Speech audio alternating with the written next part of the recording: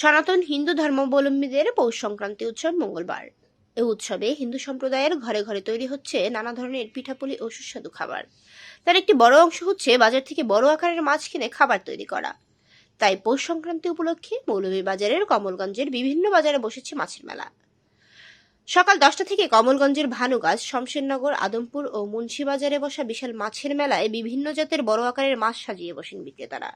সোমবার দুপুরে ভানুগাছ ও মুন্সিবাজারে মাছের মেলা ঘুরে দেখা যায় প্রতিটি মাছের দোকানে বড় আকারের মাছ সাজিয়ে রাখা হয়েছে। মেলায় উঠেছে বোয়াল, চিতল, রুই, কাতলা, বাগ মাছ সহ সব ধরনের মাছ। 5 কেজি ওজন থেকে শুরু করে 30 থেকে 35 কেজি ওজনের মাছ বিক্রি হচ্ছে মেলায়। সহজে হাট বাজারে পাওয়া যায় না এমন মাছ সাজিয়ে ক্রেতাদের দৃষ্টি আকর্ষণ করা হচ্ছে। প্রতিটি দোকানে বেশ চড়া দাম হাঁকাচ্ছেন মাছ বিক্রেতারা।